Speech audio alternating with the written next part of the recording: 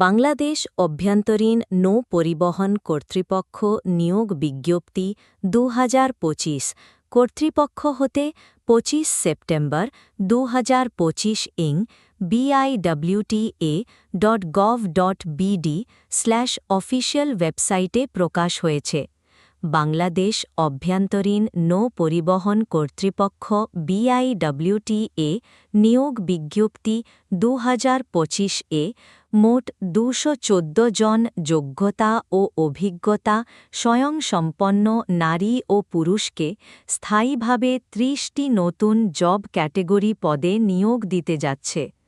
অনলাইনে biwta.teletalk.com.bd ওয়েবসাইটে ঢুকে শিক্ষাগত সার্টিফিকেটের তথ্য, জাতীয় পরিচয়পত্রের তথ্য, রঙিন ছবি, স্বাক্ষরের ছবি দিয়ে আবেদন ফর্ম পূরণ করা লাগবে। BIWTA job